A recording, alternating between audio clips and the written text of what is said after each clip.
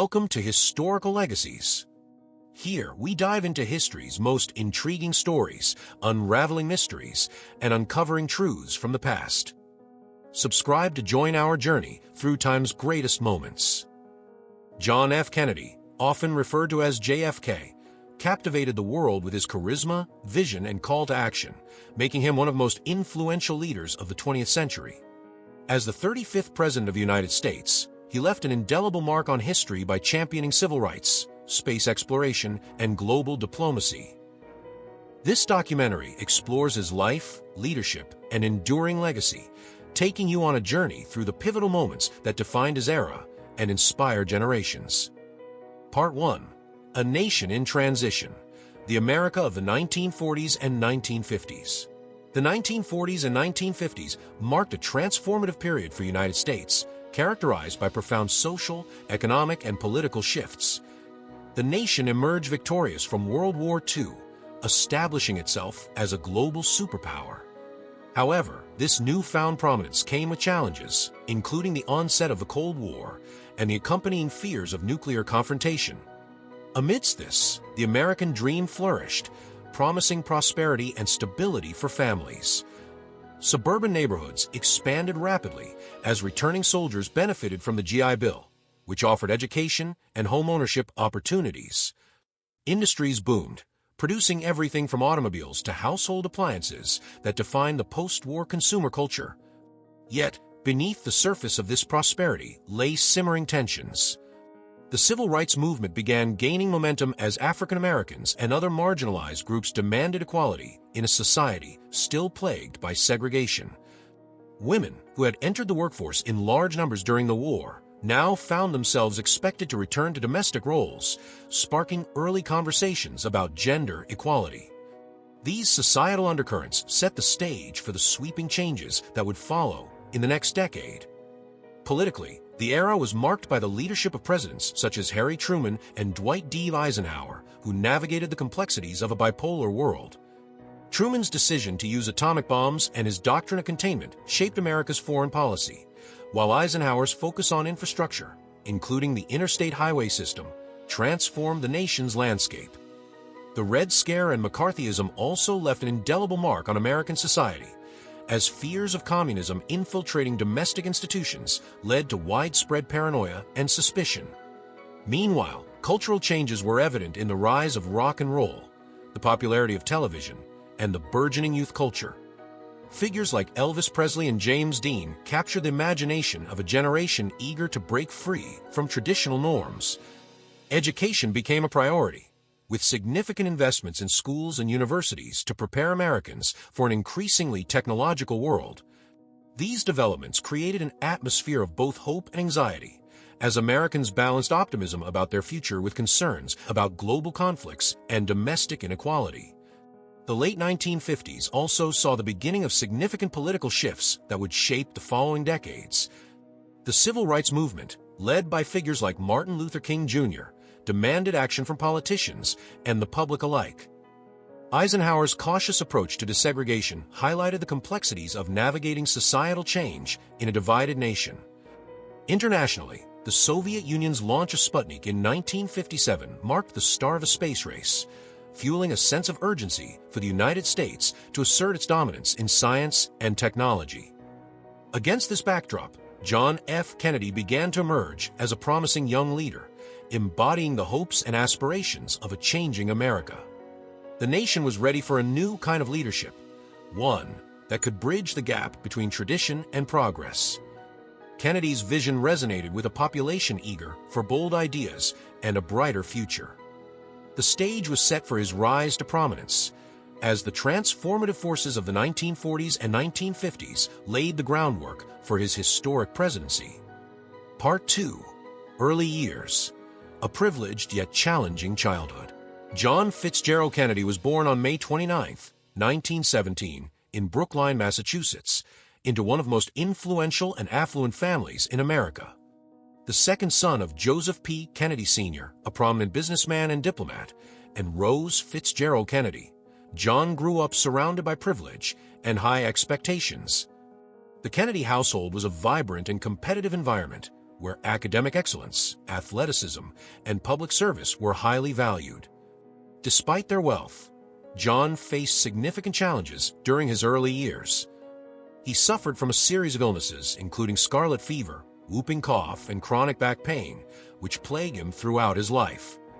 These health issues often kept him out of school and limited his participation in physical activities. However, his perseverance and resilience in overcoming these difficulties became defining traits of his character. His ability to endure pain without complaint earned him admiration from his family and friends. Education was a cornerstone of the Kennedy family ethos, and young John was sent to some of the most prestigious schools of the time. He attended the Dexter School in Brookline and later transferred to Choate, a private boarding school in Connecticut. At Choate, he was known for his charm and wit, though he was not considered an exceptional student academically. His pranks and mischievous behavior earned him a reputation as a lovable troublemaker among his peers and teachers. Nevertheless, he showed an early interest in history and international affairs, foreshadowing his future pursuits. John's relationship with his father was both supportive and demanding. Joseph Sr. held high ambitions for his children, often pushing them to excel in every endeavor.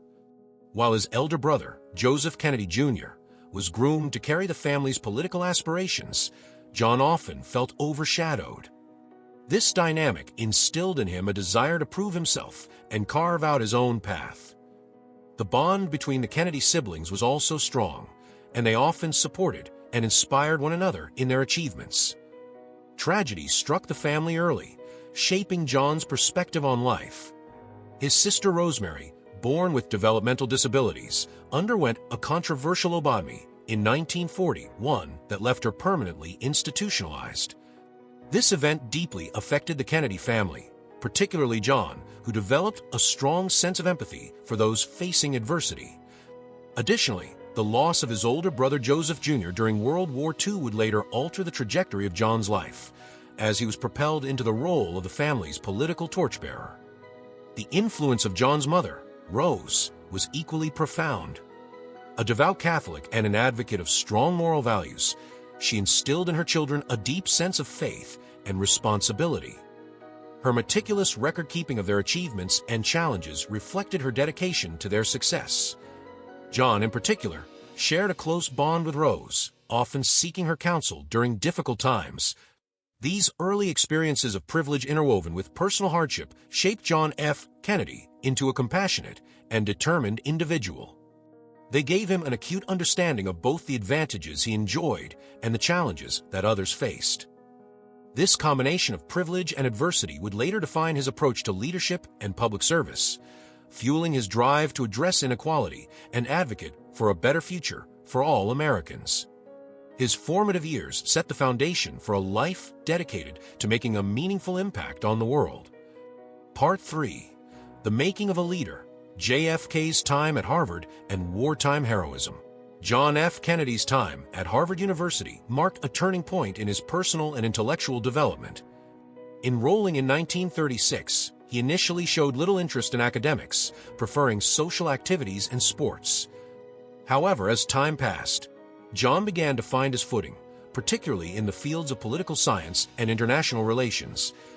Influenced by his father's diplomatic career and his own fascination with history, he developed a keen interest in global affairs. While at Harvard, John's health issues persisted, but he refused to let them define him. His chronic back pain and repeated hospitalizations for various ailments forced him to navigate college life with resilience. Despite these setbacks, he maintained an active social presence and joined the swim team, showcasing his determination to push beyond physical limitations. His time at Harvard also revealed his growing ambition to carve out a meaningful role in public life. In 1939, John traveled to Europe, where his father was serving as the U.S. ambassador to the United Kingdom. Witnessing firsthand the tensions leading up to World War II, John gained valuable insights into the complexities of international politics. His observations during this period laid the groundwork for his senior thesis, which examined Britain's lack of preparedness for the conflict. Titled Why England Slept, the thesis was later published as a book and received widespread attention, marking John's first foray into public recognition. As World War II erupted, John felt a deep sense of duty to serve his country. Despite his persistent health problems, he enlisted in the U.S. Navy in 1941, determined to contribute to the war effort. Assigned to the Pacific Theater, he took command of Patrol Torpedo, Boat 109, a small, fast vessel tasked with intercepting enemy ships. It was here, in the waters of the Solomon Islands, that John's courage and leadership were put to the ultimate test. In August 1943, PT-109 was struck by a Japanese destroyer, splitting the vessel in half and leaving its crew stranded in shark-infested waters. Displaying remarkable bravery, John swam for hours to tow injured crew members to safety, clutching a life vest strap with his teeth. Over the next several days, he led his men to a nearby island, ensuring their survival while waiting for rescue.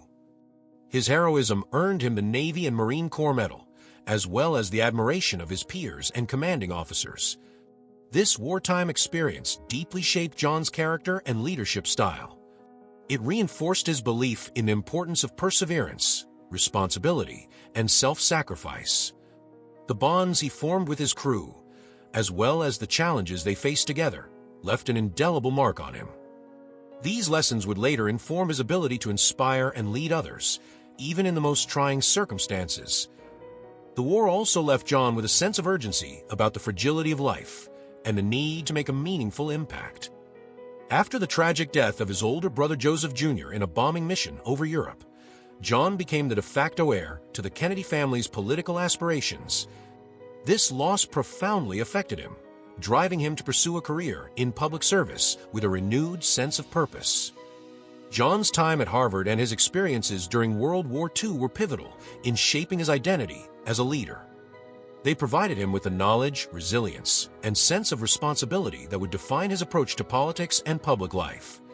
These formative years set the stage for his entry into the political arena, where he would begin a journey that would eventually lead him to the highest office in the land. Part 4, A Political Legacy, begins. The Kennedy Family and Congressional Beginnings. John F. Kennedy's entry into politics was as much a product of his ambition as it was of the Kennedy family legacy. By the mid-1940s, the Kennedy name was synonymous with influence and success, largely due to Joseph P. Kennedy Sr.'s prominence as a businessman and diplomat. After the tragic death of John's older brother, Joseph Jr., during World War II, the mantle of fulfilling the family's political aspirations fell to John. His father, who had long envisioned a political dynasty, encouraged and supported John's candidacy. With his family's backing and his own drive to make an impact, John launched his first campaign in 1946. John ran for a seat in the U.S. House of Representatives representing Massachusetts' 11th Congressional District. Despite his youth and relatively limited experience, he quickly gained attention for his charisma, intelligence, and ability to connect with voters. His campaign was meticulously organized, with his family playing a central role. His mother, Rose, managed the social aspects, while his younger brothers and sisters canvassed neighborhoods and rallied support. John's war hero status also proved instrumental in building his image as a dedicated and courageous leader. During the campaign, John demonstrated a remarkable ability to relate to people from all walks of life. He emphasized his military service, his commitment to public service, and his vision for a better future for post-war America. His focus on issues such as housing, veterans' benefits, and economic recovery resonated with voters in his district. On Election Day, John won by a decisive margin, securing his place in the 80th Congress. At just 29 years old, he was one of the youngest members of Congress, marking the beginning of a political career that would eventually shape American history. As a congressman, John worked tirelessly to establish himself as a capable and effective legislator.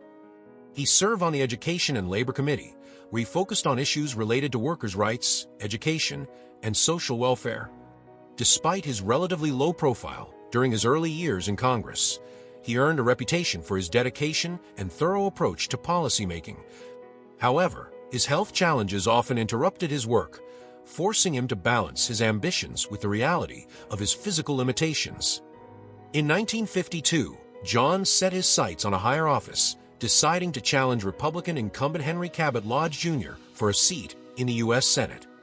The decision was ambitious, as Lodge was a well-established politician with a strong base of support. Nevertheless, John's campaign strategy was innovative and energetic, emphasizing grassroots efforts and direct engagement with voters.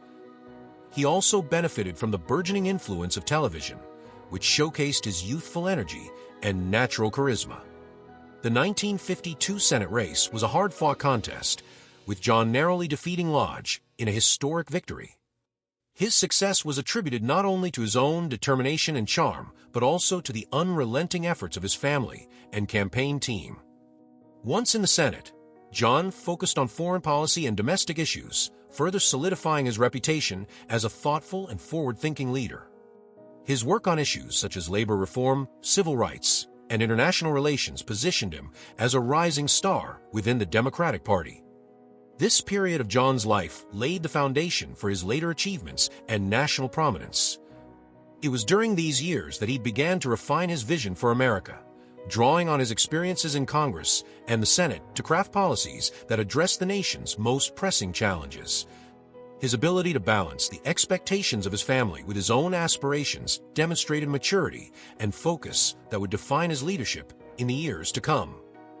The Kennedy family legacy, combined with John's own determination, set him on a path to become one of the most iconic figures in American political history. Part 5. The Rise to Prominence. Senate Career and the 1956 Democratic Convention. John F. Kennedy's Senate career, beginning in 1953, marked his transition from a promising young congressman to a national political figure. His victory over Henry Cabot Lodge Jr. in the 1952 Massachusetts Senate race positioned him as a formidable force within the Democratic Party. As a senator, John quickly established himself as a dedicated and effective legislator, focusing on issues that would resonate both locally and nationally. His ability to tackle complex problems and articulate a clear vision for the future gained him recognition beyond his home state. One of his early accomplishments in the Senate was his involvement in labor reform. Kennedy chaired a Senate committee that investigated labor union corruption, a contentious issue during the 1950s. His work on the committee led to the passage of significant legislation aimed at curbing corruption and protecting workers' rights. This demonstrated his ability to navigate politically sensitive topics while maintaining a balance between accountability and fairness. It also showcased his growing expertise in domestic policy, an area that would remain central to his political career. During this time, Kennedy also began to refine his stance on foreign policy, an area of increasing importance during the Cold War. He supported initiatives aimed at strengthening America's position on the global stage, including military readiness and economic assistance to developing nations. His speeches in the Senate often reflected his concern for global stability and his belief in the United States' responsibility as a leader in the free world. These themes would later become cornerstones of his presidential platform. Despite his growing influence, Kennedy's Senate career was not without challenges. His health issues continued to pose significant obstacles, often requiring hospitalization and periods of recovery. Diagnosed with Addison's disease, a condition that weakened his immune system, he faced intense physical struggles while maintaining an outward appearance of vitality. His ability to persevere through these challenges earned him the respect of colleagues and constituents alike. It also reinforced his reputation as a leader who could rise above adversity to serve the public good. The 1956 Democratic National Convention marked a pivotal moment in Kennedy's rise to national prominence. Initially considered a long shot, he launched a campaign to secure the vice presidential nomination, running against more experienced contenders. His campaign was notable for its energy and strategic outreach, particularly to younger delegates who were inspired by his vision and dynamism. Though he ultimately lost to Senator Estes Kefauver, Kennedy's performance at the convention elevated his profile within the Democratic Party. The convention also highlighted Kennedy's ability to connect with diverse audiences and articulate a message of hope and progress. His youthful energy, coupled with his ability to communicate complex ideas in relatable terms, made him a standout figure among the party's leadership. While the loss was a disappointment, It set the stage for his future campaigns by demonstrating his capacity to compete on the national stage. In the years following the convention, Kennedy focused on consolidating his political base and preparing for future opportunities. He continued to advocate for issues such as civil rights, economic reform, and a robust foreign policy, aligning himself with the broader aspirations of the American people. His work ethic, charisma, and ability to inspire confidence earned him widespread support, particularly among younger voters and intellectuals. By the late 1950s, John F. Kennedy was widely regarded as a rising star in American politics. His Senate career and momentum gained from the 1956 convention solidified his position as a serious contender for the presidency.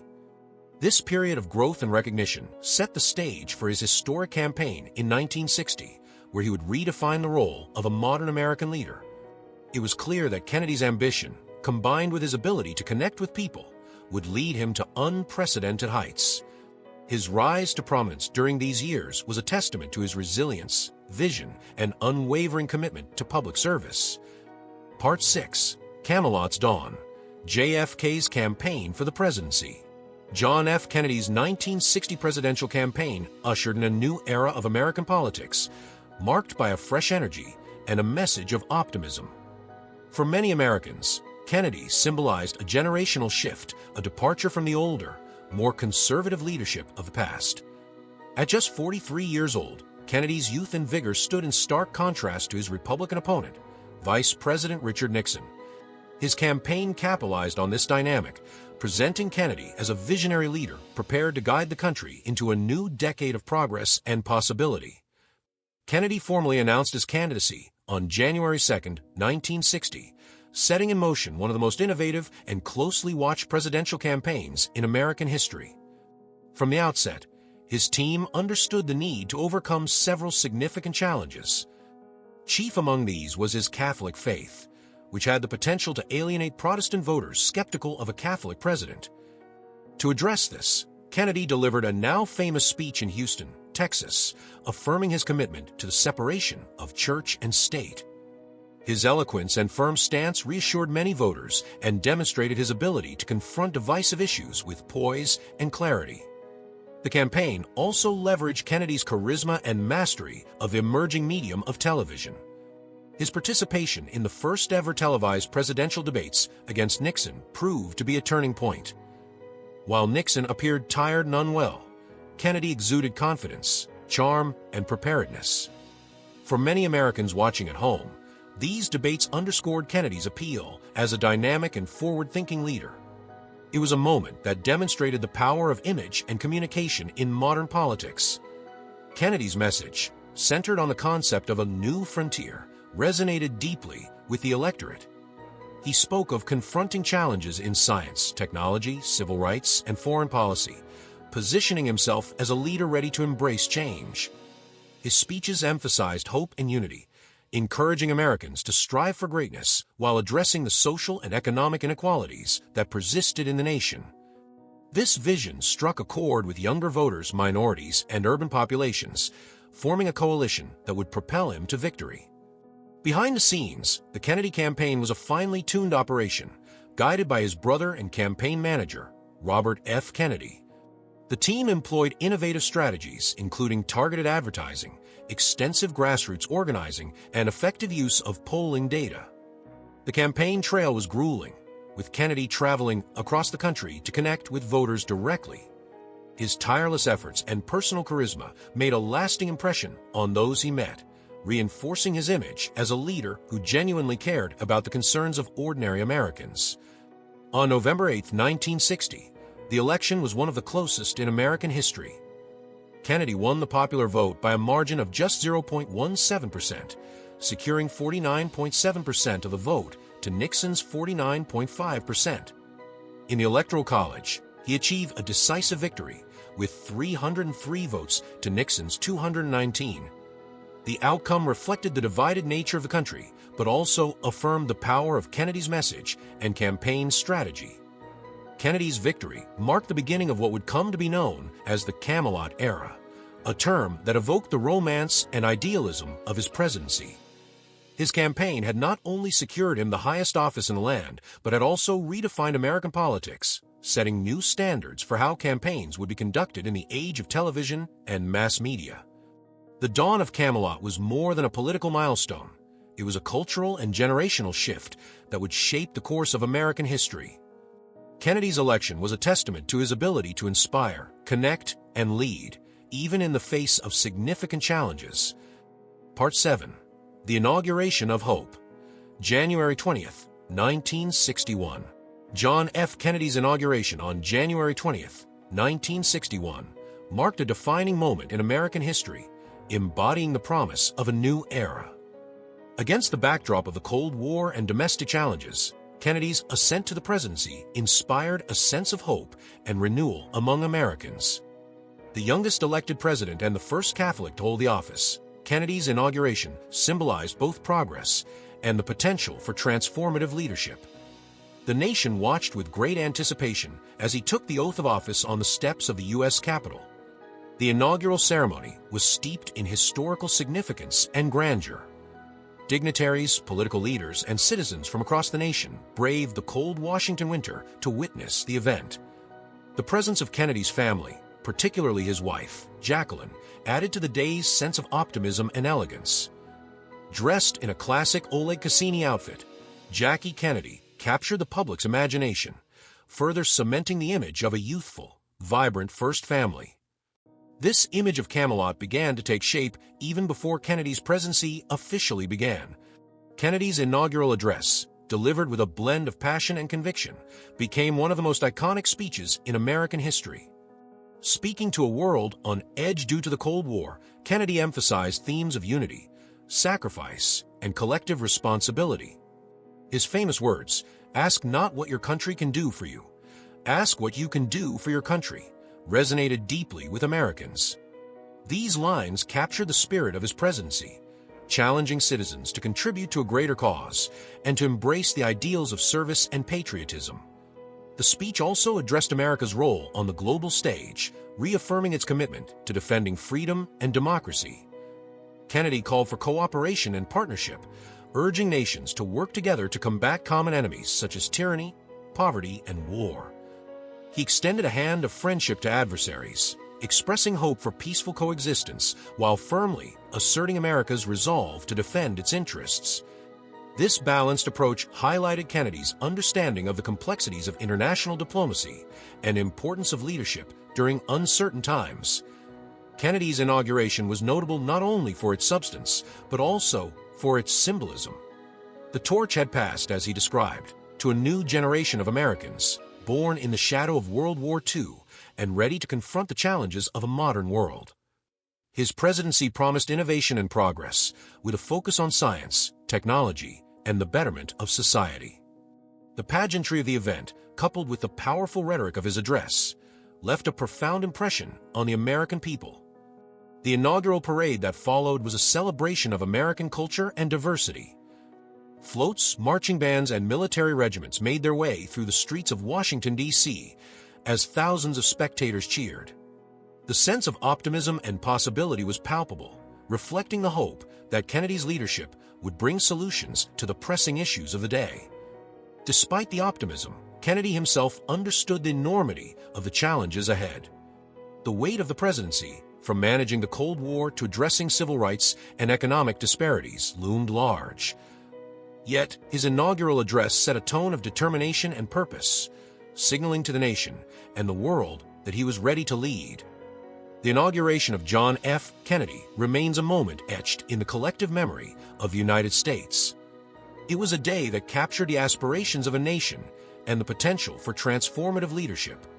Kennedy's ability to inspire through his words and vision cemented his place as a leader who could unite and energize a divided and uncertain America. His presidency, launched with such hope and promise, would go on to leave an indelible mark on history. Part 8. Crisis and Resolve. The Bay of Pigs and the Cuban Missile Crisis. John F. Kennedy's presidency was tested early by a series of crises that would come to define his leadership on the world stage. Among these, the Bay of Pigs invasion and the Cuban Missile Crisis were two of the most significant, demonstrating both the challenges and complexities of Cold War diplomacy. These events revealed Kennedy's capacity for learning from mistakes, his ability to make difficult decisions, and his resolve to protect American interests in a precarious global environment. The Bay of Pigs invasion, launched in April 1961, was a covert operation aimed at overthrowing Fidel Castro's communist regime in Cuba. The plan, originally devised under the Eisenhower administration, involved training and arming Cuban exiles to launch an assault on the island. Despite his reservations, Kennedy approved the operation shortly after taking office. However, the mission was plagued by poor planning, inadequate intelligence, and a lack of air support. When the exiles landed, they faced immediate resistance from Cuban forces, and the operation quickly unraveled. The failure of the Bay of Pigs invasion was a humiliating setback for the Kennedy administration. It not only solidified Castro's rule, but also pushed Cuba closer to the Soviet Union, intensifying Cold War tensions. Kennedy publicly accepted responsibility for the debacle, earning him a measure of respect for his willingness to own the failure. Privately, however, he was determined to prevent future missteps and to rebuild American credibility on the world stage. The experience shaped Kennedy's approach to leadership, emphasizing the importance of thorough planning and questioning military and intelligence recommendations. Just over a year later, in October 1962, Kennedy faced an even greater challenge during the Cuban Missile Crisis. U.S. reconnaissance flights revealed the presence of Soviet missile installations in Cuba, capable of launching nuclear attacks on American cities. The discovery sparked a 13-day standoff between the United States and the Soviet Union, bringing the world perilously close to nuclear war. Kennedy and his advisors, collectively known as the Executive Committee of the National Security Council, EXCOM, debated their options. Military leaders advocated for an immediate airstrike and invasion, but Kennedy sought a more measured approach. Ultimately, he chose to implement a naval quarantine of Cuba, effectively blocking the delivery of additional Soviet weapons. This strategy was accompanied by intense diplomatic efforts, including secret back-channel communications with Soviet Premier Nikita Khrushchev. The crisis tested Kennedy's resolve and his ability to manage both domestic and international pressures. He maintained a delicate balance, projecting strength while leaving room for negotiation. After days of tense negotiations, Khrushchev agreed to remove the missiles from Cuba in exchange for a U.S. pledge not to invade the island and a secret agreement to withdraw American missiles from Turkey. The resolution of the Cuban Missile Crisis was widely seen as a triumph of Kennedy's leadership. His handling of the situation showcased his ability to remain calm under pressure, to seek counsel from a range of advisors, and to prioritize diplomacy over rash military action. The crisis also underscored the existential threat posed by nuclear weapons and reinforced Kennedy's commitment to pursuing arms control agreements. Both the Bay of Pigs invasion and the Cuban Missile Crisis had a lasting impact on Kennedy's presidency and on the broader Cold War dynamic. The former demonstrated the dangers of hasty decision-making and the limitations of covert operations, while the latter highlighted the importance of diplomacy, communication, and strategic patience. Together, these events defined Kennedy's approach to foreign policy, earning him both criticism and praise as a leader willing to adapt and learn in the face of adversity. Through these trials, Kennedy's vision of a strong yet measured American leadership began to take shape. His ability to navigate these crises reinforced his reputation as president who could manage the complexities of a dangerous and divided world. These moments of crisis and resolve became defining chapters in his legacy, illustrating the delicate balance of power and diplomacy required in the nuclear age. Part 9. The New Frontier: Space Exploration and Domestic Reforms. John F. Kennedy's vision for America was one of progress, innovation, and a commitment to addressing the challenges of both the domestic and international spheres.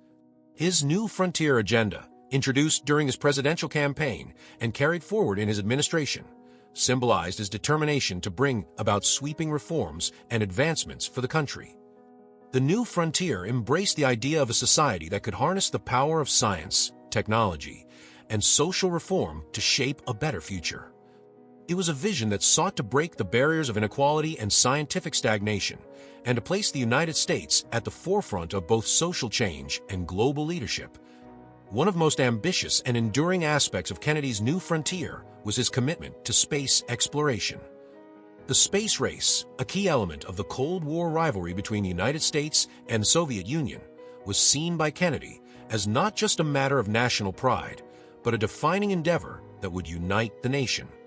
On May 25, 1961, Kennedy delivered a speech before a joint session of Congress in which he declared the bold goal of sending an American to the moon before the end of the decade. He said, "I believe that this nation should commit itself to achieving the goal, before this decade is out, of landing a man on the moon and returning him safely to the Earth." This declaration was not just an aspiration, but a call to action that galvanized the nation's scientific and technological community. Under Kennedy's leadership, NASA's Apollo program was launched with the ambitious aim of landing a man on the moon, setting the stage for the successful Apollo 11 mission in 1969, 8 years after Kennedy's death. The program brought together the brightest minds in science and engineering, creating jobs, driving innovation, and inspiring generations of Americans to dream big and think beyond the limits of Earth. Kennedy's investment in space exploration solidified his legacy as a president who pushed the boundaries of human achievement. Beyond space exploration, Kennedy's new frontier also addressed the pressing needs of domestic reform. His administration sought to confront issues such as poverty, racial inequality, and the education system. Kennedy's ambitious domestic agenda included proposals for civil rights legislation, education reform, healthcare expansion, and federal support for the arts. Although some of these proposals met resistance in Congress, Kennedy's efforts laid the groundwork for future progress in these areas. He pushed for a significant increase in federal funding for education, with a particular emphasis on expanding aid to lower-income students and improving vocational training programs. In terms of civil rights, Kennedy took a measured yet firm approach, although it was clear that he had a deep commitment to advancing equality for all Americans. In 1961, he sent federal troops to enforce the desegregation of the University of Alabama, and he pushed for new civil rights legislation that would later be passed under his successor, Lyndon B. Johnson. Kennedy's stance on civil rights was further solidified when he delivered a televised address in June 1963, in which he called for comprehensive civil rights legislation and declared racial discrimination a moral and national issue. This speech set the stage for the Civil Rights Act of 1964, which would be a key achievement of the Johnson administration, but one that Kennedy had championed in its earliest stages. On the economic front, Kennedy implemented tax cuts designed to stimulate economic growth and reduce unemployment. His administration focused on reducing the federal deficit and cutting taxes for middle-income Americans, believing that a prosperous middle class was the backbone of a thriving nation. This focus on economic stimulation through tax cuts was controversial at the time, but it helped lay the foundation for the economic growth that the country would experience in the 1960s. Kennedy's new frontier was also a vision of government activism, calling for greater federal involvement in addressing national problems. His vision was of a nation that did not shy away from challenges, but instead sought to harness the power of government, science, and human ingenuity to create a more just and prosperous society. This progressive vision not only shaped his presidency, but also set the stage for the social and political movements of the 1960s, ensuring that the ideals of progress and reform would continue to resonate long after his death. Kennedy's pursuit of the new frontier transformed the United States and captured the imagination of the American people. His vision of space exploration, domestic reform, and global leadership continues to inspire generations, cementing his legacy as a president who dared to dream big and challenge the status quo. His new frontier, though incomplete at the time of his death, marked the beginning of an era defined by innovation and progress. Part 10. Civil Rights and Equality. JFK's leadership on social justice. John F. Kennedy's leadership on civil rights marked a pivotal chapter in the ongoing struggle for racial equality in America. The nation was deeply divided in the early 1960s, with racial segregation still entrenched in the South and widespread discrimination impacting African Americans across the country. Kennedy's presidency would be defined by his evolving stance on civil rights, a journey from cautious political maneuvering to moral leadership on one of the nation's most pressing issues.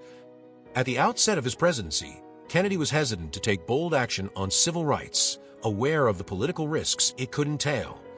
The issue of racial equality was fraught with danger for any politician in the 1960s, particularly in the South, where segregation was deeply ingrained and powerful interests fought to preserve the status quo. However, as civil rights protests grew in intensity across the country, Kennedy began to recognize that his silence or inaction would only serve to further alienate a growing portion of the electorate, especially younger Americans who were increasingly active in demanding change. One of the defining moments of Kennedy's presidency in the fight for civil rights occurred in the summer of 1963, when protests in Birmingham, Alabama, erupted in the wake of the arrest of Martin Luther King Jr. and other activists. The brutal treatment of protesters by local police, under the command of Commissioner Eugene Bull Connor, shocked the nation and brought the issue of civil rights to the forefront of American consciousness. The images of fire hoses and attack dogs being used against nonviolent demonstrators galvanized public opinion and forced Kennedy to take a more assertive stance on civil rights. Kennedy's response to the Birmingham protests marked a turning point in his presidency, as he began to more openly advocate for federal intervention to ensure civil rights protections for African Americans. In a landmark televised address on June 11, 1963, Kennedy made a powerful moral case for civil rights, describing racial inequality as a national crisis and an affront to American values. He acknowledged the need for change and called for a new civil rights bill, a move that represented both a political and moral commitment to addressing the nation's racial divisions. In addition to his public speeches, Kennedy's administration also took concrete actions to advance civil rights. In 1961, he signed an executive order establishing the Committee on Equal Employment Opportunity to combat racial discrimination in federal employment. Kennedy also ordered the desegregation of public facilities in Washington, D.C., and worked to ensure that African Americans were able to register to vote, particularly in the South, where local authorities had long prevented black citizens from exercising their constitutional rights. Despite these early efforts, Kennedy's commitment to civil rights was often tempered by political considerations. He faced significant resistance from Southern Democrats in Congress, and his actions were sometimes seen as half-hearted by civil rights leaders who demanded more immediate and sweeping reforms. It was clear that Kennedy had to balance his commitment to civil rights with the need to maintain his political coalition, which included Southern segregationists who were crucial for his legislative agenda.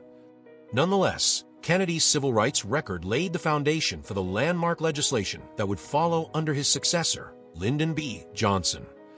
After Kennedy's assassination, Johnson, buoyed by the national outpouring of grief and the political capital created by the tragedy, was able to pass the Civil Rights Act of 1964, which ended legal segregation in public facilities and prohibited discrimination in employment and voting.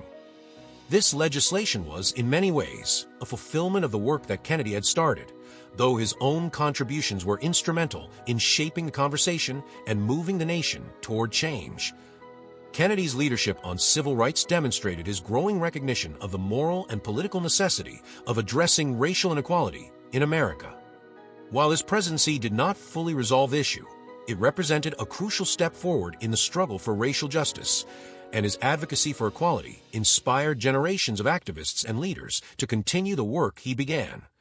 Kennedy's commitment to civil rights and his eventual transformation into a vocal advocate for racial justice remains one of his most enduring legacies. The fight for civil rights during the Kennedy years was a reflection of the broader cultural shifts of the 1960s, as Americans began to demand a more just and equitable society. Although the battle for racial equality would continue long after Kennedy's death, his leadership on the issue helped set the stage for the profound social and political changes that would follow in the subsequent decades. Part 11: A Global Vision, Diplomacy, and the Fight Against Communism. John F. Kennedy's presidency was marked by a deep commitment to global diplomacy and a determined stance against the spread of communism, particularly in the wake of World War II when the world was deeply divided by ideological lines. His vision of America's role in the world was one of leadership, cooperation, and, at times, confrontation with the forces that sought to expand the reach of Soviet power. The Cold War dominated much of his foreign policy, and Kennedy's actions shaped not only the future of the United States, but also the global balance of power for decades to come. Kennedy's approach to foreign policy was guided by the belief that the United States had a responsibility to defend freedom and democracy worldwide. He saw the spread of communism as a direct threat to the values that America held dear, and he understood that the nation's credibility on the world stage would depend on its ability to confront this threat in both military and diplomatic arenas. His administration adopted a policy of containment, seeking to prevent the further spread of communism while avoiding direct confrontation with the Soviet Union that could escalate into full-scale war. One of the key arenas in which Kennedy confronted communism was Latin America. He was acutely aware of the Soviet Union's efforts to gain influence in the region, particularly in Cuba, where Fidel Castro's communist government was seen as a threat to American interests in the Western Hemisphere.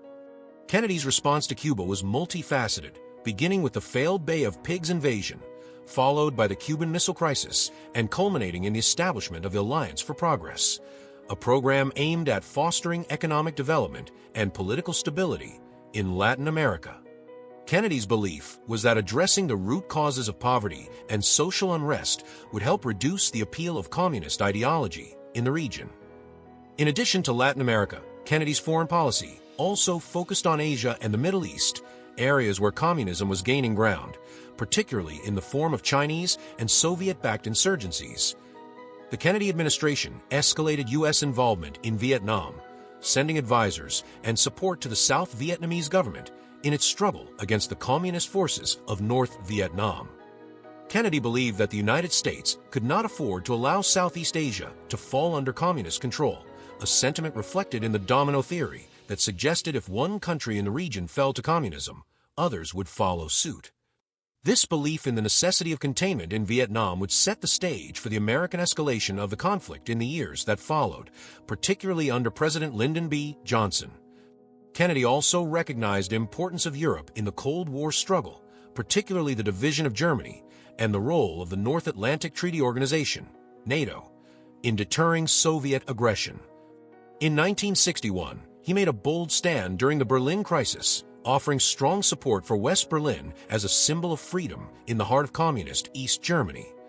His famous speech in Berlin, in which he declared, "Ich bin ein Berliner," reinforced his commitment to defending democracy in Europe and demonstrated his solidarity with the citizens of the city. The Berlin Wall, erected by the Soviet-backed East German government, became a potent symbol of the Cold War, and Kennedy's declaration signaled the United States' determination to stand firm against Soviet expansionism.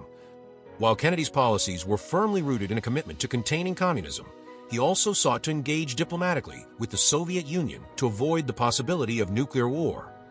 His efforts to open channels of communication were evidenced by the establishment of the hotline between Washington and Moscow, allowing leaders to communicate directly in times of crisis. The Cuban Missile Crisis, in particular, highlighted the delicate balance that Kennedy sought between asserting American power and avoiding global conflict. His decision to pursue diplomacy with the Soviet Union, rather than engage in an all-out military response, was seen as a triumph of his measured approach to diplomacy and his willingness to pursue peaceful solutions in the midst of Cold War tensions. Kennedy's vision of diplomacy was also reflected in his pursuit of arms control agreements. In 1963, just months before his death, Kennedy delivered a speech at American University in which he called for a nuclear test ban treaty with the Soviet Union, urging both nations to seek peace instead of perpetual arms races. This speech marked a shift in tone for Kennedy, who had initially been more hawkish in his approach to the Soviet Union, but came to recognize the importance of reducing the risk of nuclear conflict. The Limited Test Ban Treaty, signed later that year, was a significant step in reducing the threat of nuclear war and marked a milestone in U.S.-Soviet relations during the Cold War. Kennedy's foreign policy legacy is one of active leadership, tempered by a recognition of the dangers posed by unchecked aggression and the need for diplomacy in a nuclear age. His vision for a peaceful world order, balanced with the defense of liberty, defined his presidency and left a lasting impact on global politics. His commitment to standing firm against the spread of communism while pursuing diplomatic solutions remains a defining aspect of his leadership, marking him as a president who understood the complexity of the Cold War and importance of both strength and negotiation in navigating its challenges. Part 12. Tragedy Strikes, November 22, 1963. The morning of November 22, 1963, began like any other in Dallas, Texas, but by midday, the world would change forever. President John F. Kennedy, having spent the previous day in Texas to smooth over political divisions and solidify his re-election bid, was traveling through the streets of Dallas in a motorcade when tragedy struck. As the presidential limousine turned onto Dealey Plaza, a series of shots rang out, one of which struck Kennedy in the back and neck, while another delivered the fatal wound to his head. Within moments, the young president had been mortally wounded, and the nation was plunged into shock and disbelief. Kennedy was rushed to Parkland Memorial Hospital, but despite the valiant efforts of doctors to save him, he was pronounced dead at 1 p.m. Central Standard Time. Vice President Lyndon B. Johnson, who had been riding in a separate car in the motorcade, was informed of the shooting while in transit. As he was driven away from the scene, Johnson was quickly rushed to Air Force One at Dallas Love Field, where he was sworn in as the 36th President of the United States aboard the aircraft, marking the beginning of an era defined by grief and national uncertainty. News of Kennedy's assassination spread like wildfire, and by evening, the nation was engulfed in sorrow. On television, reporters struggled to convey the enormity of the loss, while ordinary Americans, many of whom had only known the hopeful optimism of Kennedy's presidency, faced the shocking reality of his death. The nation mourned as one, as thousands of people gathered in public spaces, praying, crying, and reflecting on the life of a president who had been, for so many, a symbol of hope and progress. The outpouring of grief was unlike any seen in American history, as Kennedy's death transcended political divisions and united the country in collective mourning. The assassination was immediately followed by a massive investigation, spearheaded by the Warren Commission, which concluded that Lee Harvey Oswald acted alone in killing Kennedy. However, numerous theories and conspiracy theories surrounding the assassination have persisted over the years, adding an air of mystery and uncertainty to the events of that fateful day. Many Americans, shaken by the violent and sudden loss of their president, have questioned the official account, and the circumstances surrounding the assassination remain a subject of debate to this day. For the Kennedy family, the assassination was a devastating personal tragedy. Jacqueline Kennedy, the First Lady, was left to navigate the profound loss of her husband while caring for their two young children, Caroline and John Jr. The funeral for President Kennedy was a somber affair, and was one that would become etched in the memory of the American public forever. The funeral procession, which took place on November 25, 1963, saw millions of people across the nation stand in silent tribute as Kennedy's body was carried through the streets of Washington, D.C. The iconic image of the riderless horse, leading the procession behind the caisson, symbolized the profound loss felt across the nation. The national mourning was accompanied by a sense of disbelief, as many Americans had viewed Kennedy not just as a political leader, but as a beacon of youthful energy and optimism, someone who seemed to offer a brighter future for the country. His tragic death cut short what many believed to be a transformative presidency, leaving Americans to ponder what could have been if he had lived to fulfill the promises he had made to the nation. The day of the assassination would forever be known as a turning point in American history, marking the end of an era and the beginning of an uncertain future. In the days that followed, Kennedy's legacy was honored by those who knew him, those who admired him from afar, and those who felt a deep connection to the president's vision of a better world. His death, while an overwhelming tragedy, did not erase the imprint he had left on the country. Rather, it cemented his place in the hearts and minds of Americans as a symbol of hope, progress, and idealism. Even in death, Kennedy continued to inspire a nation to pursue the ideals of freedom, equality, and opportunity that had been central to his presidency. The loss of John F. Kennedy reverberated far beyond the borders of the United States. Leaders and citizens from around the world expressed their grief, and it was clear that the world had lost not just an American president, but a global figure who had represented the aspirations of millions. Kennedy's death marked the tragic end of a promising chapter in history, but his influence, his vision, and his legacy would live on, shaping the future of the nation and the world for generations to come. Part 13. The Aftermath, National Mourning, and a World in Shock. The aftermath of John F. Kennedy's assassination on November 22, 1963, was a period of national mourning, profound shock, and uncertainty as Americans struggled to come to terms with the sudden loss of their president.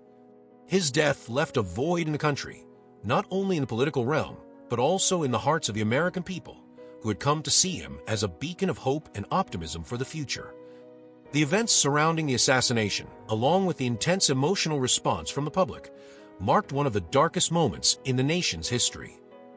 As news of the shooting spread, the nation's collective grief became palpable. The media, both print and broadcast, played a central role in delivering the tragic news and updating the public on the events that were unfolding in Dallas, Texas. For the first time in modern history, Americans watched a presidential assassination unfold in real time, with the broadcast of live footage from the scene, as well as the arrival of President Kennedy's body at Air Force One, becoming ingrained in the memories of millions. The constant stream of reports, interviews, and updates left Americans in a state of disbelief, unable to fully grasp the enormity of what had occurred. The funeral arrangements for Kennedy were meticulously planned, and his passing was marked by a formal, somber ceremony that involved not only the Kennedy family, but the nation at large. In the days that followed, millions of Americans took to the streets and filled public spaces, paying tribute to the fallen president. The scenes of national mourning were unlike anything the country had ever experienced before.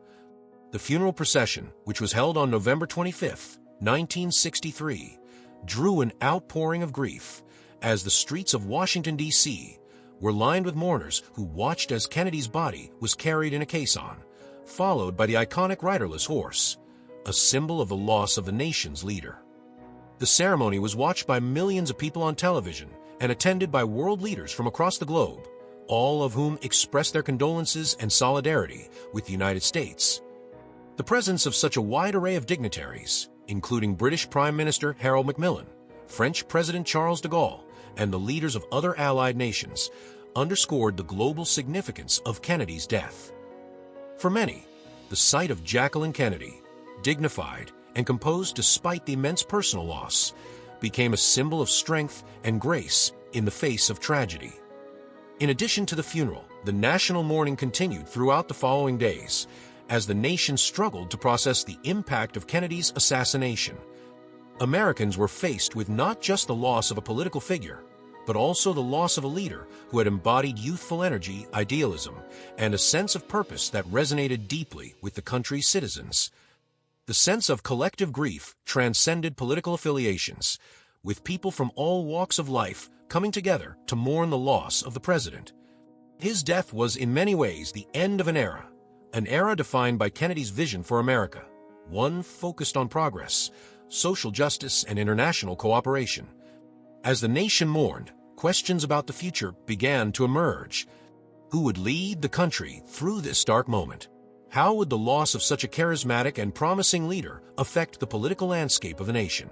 These questions dominated the national conversation, with many Americans uncertain about the future direction of the country.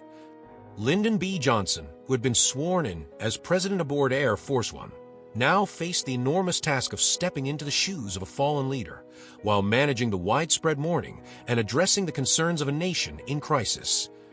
In the days following the assassination, the public was also captivated by the investigation into the events surrounding Kennedy's death. The Warren Commission, established by President Johnson, would spend months probing the circumstances of the assassination, ultimately concluding that Lee Harvey Oswald had acted alone in killing Kennedy. However, the official report did little to quell the widespread speculation and conspiracy theories that emerged in the wake of the tragedy. Many people found it difficult to believe that such a young and vibrant leader could be taken so violently, and the questions about who might have been behind the assassination lingered for years to come. While the loss was deeply personal for those close to Kennedy, including his wife Jacqueline, his children Caroline and John Jr., and his family, it also had a profound impact on the global stage. Leaders from around the world sent messages of condolence. An event underscored the immense influence Kennedy had cultivated on the world stage as both a leader and a symbol of hope for the future. The impact of his death was felt globally, as people and nations far beyond the U.S. mourned the loss of a leader who had been seen as a beacon of democracy and human rights in the face of global challenges. The aftermath of Kennedy's assassination also prompted a reassessment of his legacy. Many began to view him not just as a political figure, but as an icon who had inspired a generation with his idealism, charisma, and unwavering commitment to creating a better future for America and the world. Though his life was tragically cut short, Kennedy's influence lived on in the policies he championed, the social movements he inspired, and the millions who admired his vision for a brighter tomorrow. His death marked a turning point, both for the United States and for the world, and his legacy would continue to inspire generations long after his passing. Part 14. The Legacy Lives On. JFK's Impact on American Culture and Policy. John F. Kennedy's legacy, despite his life being tragically cut short, has remained a powerful and enduring influence on both American culture and policy. His presidency, though brief, set in motion a series of reforms and ideas that would have lasting effects on the United States and its role in the world. JFK's vision for a better America, driven by a commitment to social justice, equality, and global diplomacy, has continued to shape the political landscape and the aspirations of future generations. One of the most profound aspects of Kennedy's legacy is his influence on the American civil rights movement. Kennedy's stance on civil rights was a defining moment in his presidency, and his actions helped push the country closer to achieving racial equality. Although initially cautious, fearing backlash from Southern Democrats, Kennedy eventually threw his full support behind the movement after witnessing the violence against civil rights activists and the peaceful protests led by figures such as Martin Luther King Jr. His decision to propose civil rights legislation in 1963 and his commitment to enforcing desegregation in the South were monumental steps in the nation's journey toward racial equality. Kennedy's speeches and rhetoric continue to inspire, particularly his inaugural address, in which he called on Americans to ask not what their country could do for them, but what they could do for their country. His words struck a chord with a nation at the dawn of a new era, and his calls for public service, unity, and global cooperation resonated beyond the political sphere. The new frontier vision he introduced focused on space exploration, scientific advancement, and social progress, remains a touchstone in American culture, emphasizing the importance of innovation and collective action for the common good. In the realm of space exploration, Kennedy's commitment to landing a man on the moon before the end of the 1960s galvanized the U.S. space program and became one of the most enduring symbols of his presidency. His challenge to the American people to achieve this ambitious goal helped propel NASA's Apollo program, ultimately leading to the successful moon landing in 1969, a feat that still stands as a testament to American ingenuity and resolve. Kennedy's vision for space exploration extended beyond national pride. He believed that the pursuit of knowledge and discovery was essential for humanity's progress, and that the United States should lead the way in this new frontier. On the global stage, Kennedy's legacy is reflected in his efforts to advance peace and prevent nuclear war during the Cold War. His handling of the Cuban Missile Crisis, particularly his willingness to negotiate with Soviet Premier Nikita Khrushchev, demonstrated commitment to diplomacy even in the face of grave danger. His establishment of a nuclear test ban treaty in 1963, which banned nuclear weapons testing in the atmosphere, space, and underwater, marked a significant step toward de-escalating the arms race and reducing the global threat of nuclear war. These efforts to promote peace, reduce tensions, and encourage dialogue between East and West were fundamental to his legacy as a leader who sought to secure a safer world for future generations. Kennedy's impact on American culture also extends to his family's influence and the lasting symbolism of the Kennedy name. His children, especially his daughter Caroline and his son John Jr., became iconic figures in American life, symbolizing the promise of youth, vitality, and a bright future. The Kennedy family, often referred to as America's royal family, has maintained a prominent place in public life, and the reverence for JFK has remained a defining feature of American political and cultural identity. In the decades following his assassination, Kennedy's memory was honored in a multitude of ways, through monuments, books, documentaries, and films that sought to capture the essence of his life and leadership. The Kennedy Presidential Library and Museum, dedicated in 1979, stands as a testament to his enduring influence, housing documents, memorabilia, and exhibits that highlight his presidency, his vision, and his commitment to public service. Kennedy's influence also shaped subsequent generations of political leaders. Presidents such as Bill Clinton and Barack Obama often invoked Kennedy's rhetoric, particularly his calls for public service and global engagement.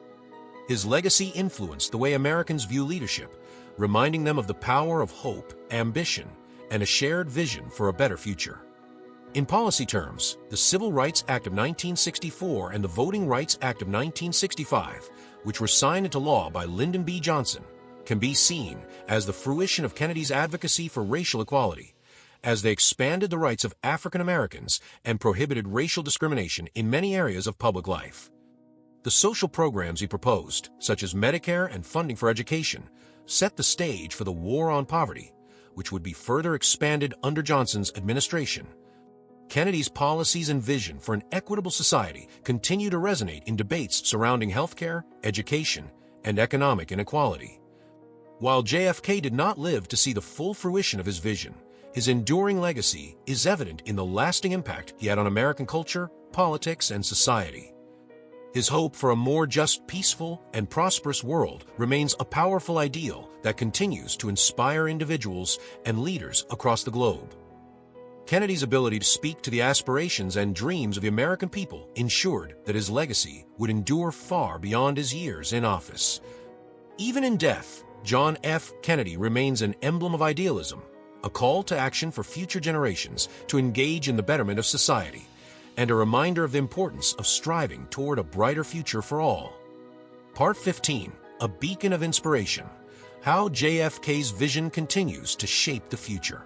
John F. Kennedy's vision, ideals, and leadership continue to resonate deeply in American society and politics, even more than 6 decades after his tragic assassination.